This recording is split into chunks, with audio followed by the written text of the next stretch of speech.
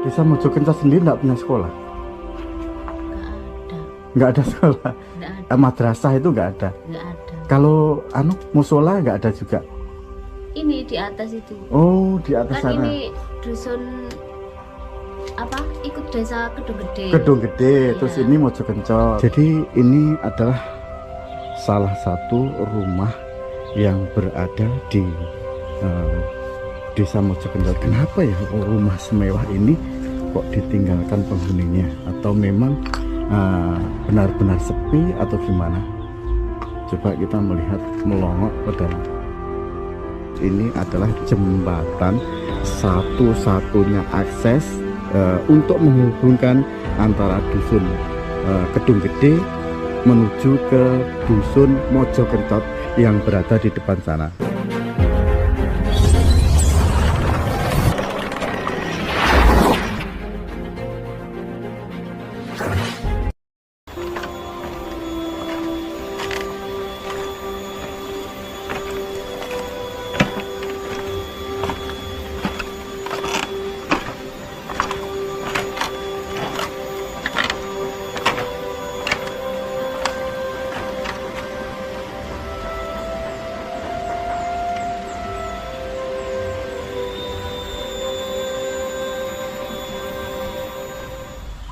Assalamualaikum warahmatullahi wabarakatuh.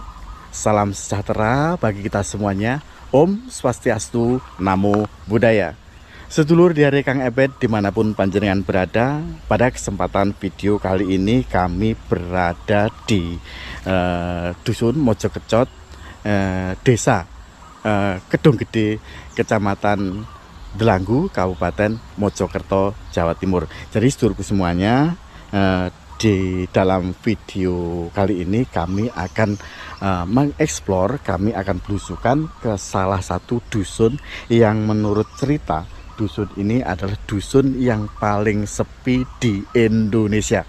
Nah, jadi bisa dibilang begitu, kami nanti penasaran, ingin melihat secara langsung, ingin melihatkan kepada sedulurku semuanya bagaimana kondisi dan situasi, kemudian apa saja aktivitas penghuni atau penduduk yang bisa dikatakan dusun tersepi ini. Jadi nanti kami akan bertanya-tanya aktivitasnya apa, kemudian kenapa masih bisa bertahan sampai sekarang, padahal desa ini bisa dibilang paling sepi di Indonesia. Jadi seluruh semuanya, ini di depan sini ini adalah jembatan bambu. Tentunya jembatan ini dibangun oleh swadaya masyarakat desa sekitar Kedung Gede ataupun desa dari Mojokerto sendiri. Jadi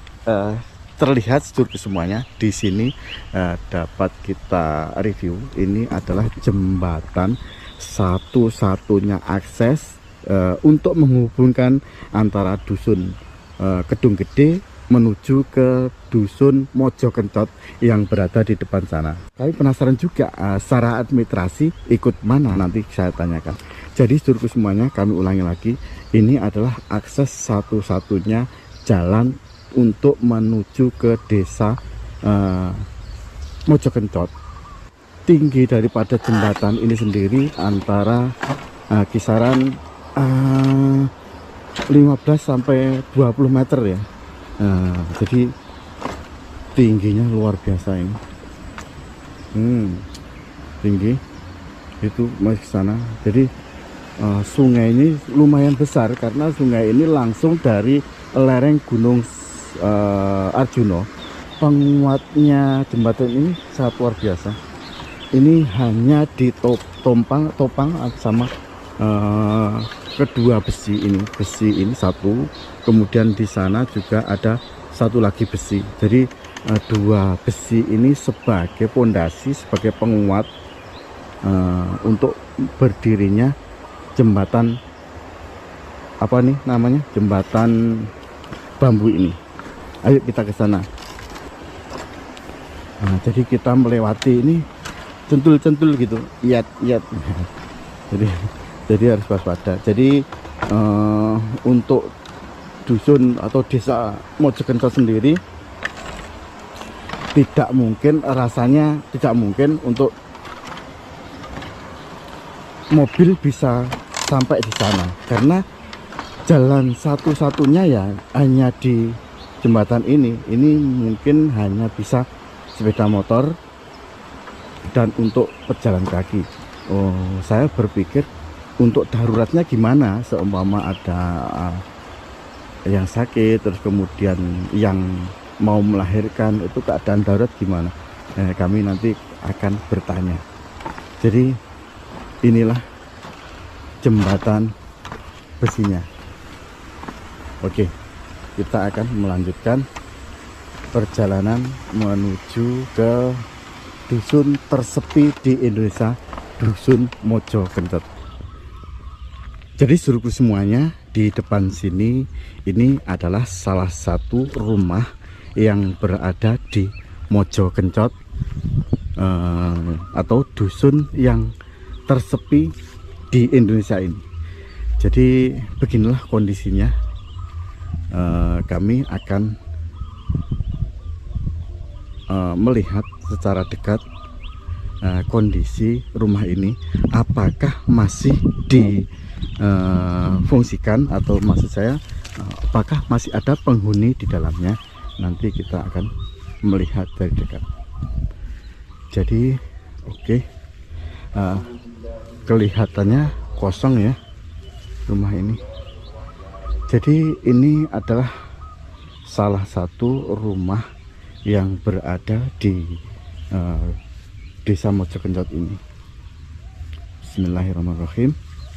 Assalamualaikum warahmatullahi wabarakatuh. Tapi ini luar biasa loh. Kita melihatnya, bangunan ini pilar-pilarnya ini sangat luar biasa. Kenapa ya rumah semewah ini kok ditinggalkan penghuninya, atau memang benar-benar sepi atau gimana?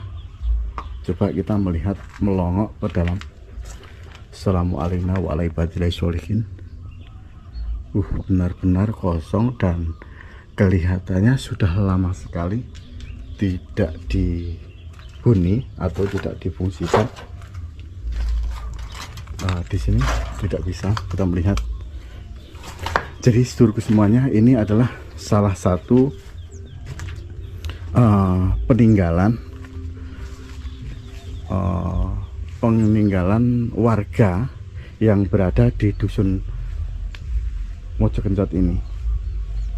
Oke, kami akan melihat dari sisi sebelah kiri gimana kondisi.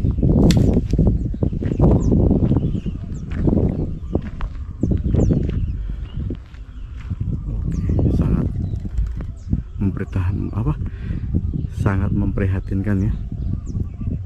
Tapi ini dulu kayaknya bangunan sangat luar biasa. Kemungkinan di sebelah kirinya bangunan ini kita juga melihat pondasi itu. Kemudian di sini juga ada pondasi. Ini dulunya memang banyak sekali perumahan yang ada di sini, tapi entah kenapa dan sebab apa kemudian banyak warga yang meninggalkan area perkampungan yang berada di Mojokerto ini. Jadi kami melihatnya, kemudian di situ itu kami melihat juga sebuah bekas bangunan, mungkin itu pondasi rumah, tapi kerangka rumahnya atau lain-lainnya itu sudah diambil atau memang lapuk karena usia. Jadi di sini juga kita melihat tumpukan batu bata, tapi batu batanya itu lain juga, batu batanya sangat besar. Jadi ini mungkin memang bangunan ini sangat bangunan yang lama sekali.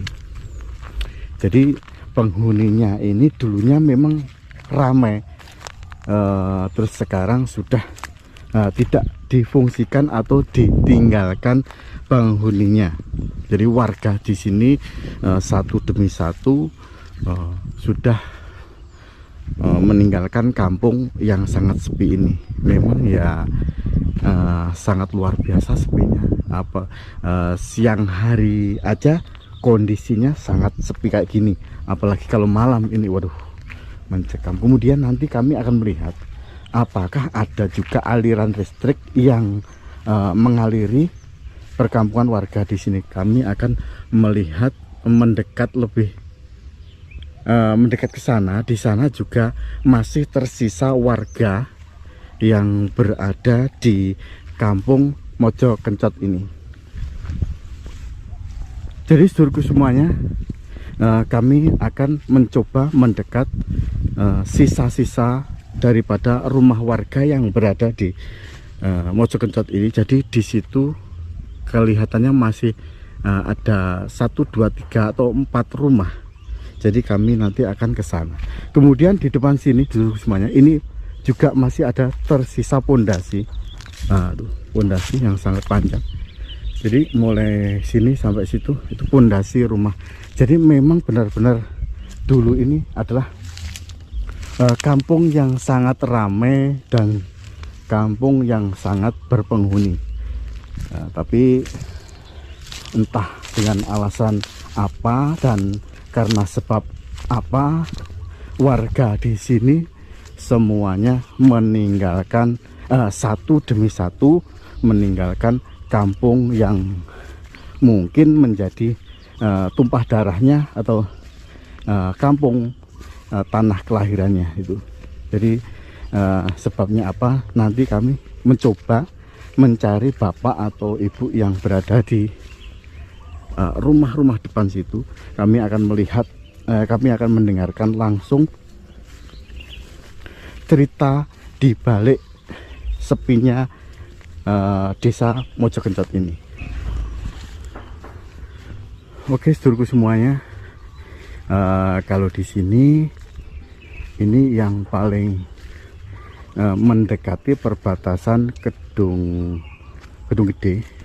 Jadi desa ini atau dusun ini dipisahkan sama sungai. Jadi sungai, jembatannya jembatan apa namanya, jembatan bambu. Jadi hanya tersisa sekitar 4 rumah. Mungkin ini masih dihuni. Jadi 1, 2, kemudian 3.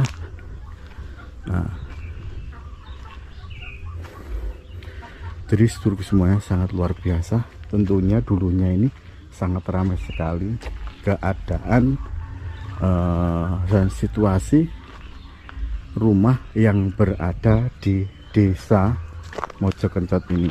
Jadi memang benar-benar sepi dari sini. Siang pun sepi, apalagi malam. Tapi alhamdulillah aliran listrik ini sudah ada. Luar biasa. Oke, sedulurku semuanya, kita ke sana. Jadi di sini dulu juga ini bekas teras mungkin ya. Terus kemudian ke belakang itu adalah rumah, tapi ini hanya tinggal bangunannya, bekas bangunan saja. Untuk penghuninya sudah mengungsi atau pindah dari kampung ini karena kampung ini sangat sepi. Oke. Jadi ini sedulur semuanya. Oh, alhamdulillah. Nyun sewu badhe tanggal-tanggal nggih, Pak. Ngapunten. Mbaknya siapa namanya? Mbak Eka. Mbak Eka, asli sini. Aslinya Gayaman. Gayaman tuh Mas? Mojo Anyar.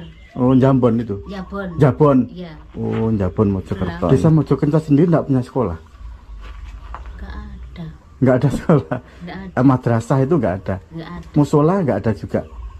Ini di atas itu. Oh, di atas Kan sana. ini dusun apa? Ikut desa Kedung Gede. Kedung Gede, Iya. terus ini Mojo Kencot. Iya. Ya karena terbatas sama jembatan tadi ya. Iya, jalannya tadi. Itu pakai sepeda berani lewat situ Mbak? Berani. Sekarang 1, 2, 3, 4, 5, kemudian 5 rumah yang berada di sana ya Mbak ya. Ini penghuninya berapa? Tinggal berapa orang? Tinggal berapa kakak Mbak? 3 kakak. Jadi semua ini ada berpenghuni ya Mbak ya? Iya.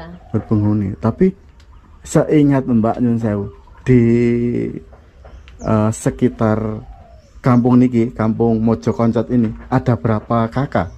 Seingat Mbak?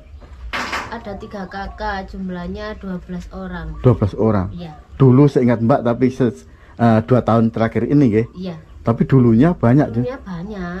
Katanya ada 40 kakak ya. Iya. Luar Banyak sampai rumah yang di pojokan sana. Nah, yang rumah yang rusak. itu kayaknya mewah banget tadi ya. Iya.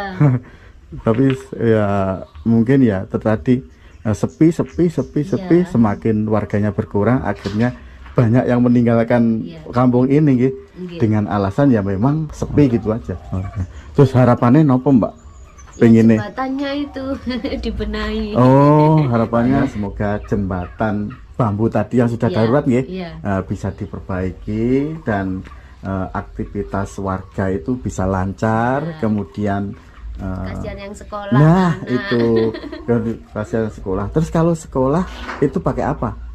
Naik sepeda motor. Oh, naik sepeda motor. Dan pemerintah lah yang pihak terkait bisa mendengar aspirasi atau keinginan atau harapan dari warga Mojokerto sendiri supaya nopo jenenge jembatan ini bisa diganti lebih layak lagi. Iya. Mudah-mudahan apa yang diharapkan sama Mbak Eka dan sebagian warga yang berada yang masih tersisa di Desa Mojokerto ini, semoga harapannya didengar sama pemerintah atau pihak-pihak yang terkait yang Iya. tentunya harapan besar bagi warga Mojokerto ini adalah akses satu-satunya jalan yang menuju ke Desa Mojokerto ini supaya diperhatikan, setidaknya direhab atau dibetulin untuk lebih kembali layak lagi. Matur suwun Mbak Eka, mudah-mudahan lancar semuanya, rezekinya Amin. lancar. Amin. Baiklah sedulurku semuanya, banyak pelajaran, banyak inspirasi, banyak pengalaman juga yang kita dapat dari penelusuran tadi atau belusukan kami tadi yang berada di desa paling sepi di Indonesia, yaitu Desa Mojokerto yang berada di Kabupaten Mojokerto ini. Semoga sedulurku semuanya berkenan menonton video ini dan mengambil sisi positifnya. Ternyata masih banyak juga saudara-saudara kita yang berada di Kabupaten Mojokerto ini yang masih dalam kesulitan untuk akses menuju ke desa yang berada di Mojokerto ini. Ini saja jembatan yang berada di depan ini adalah swadaya masyarakat sendiri. Jadi kalaupun toh ada sedikit kerusakan itu kemudian langsung dibetulin sama warga sendiri. Jadi sedulurku semuanya, demikianlah tadi video yang dapat kami sampaikan pada kesempatan siang hari ini. Mudah-mudahan sedulurku semuanya berkenan menonton video yang sangat menginspirasi ini. Demikianlah sedulurku semuanya, mohon maaf atas segala kekurangan. Usikum wa nafsi bittaqwallah. Wassalamualaikum warahmatullahi wabarakatuh. Salam Rahayu.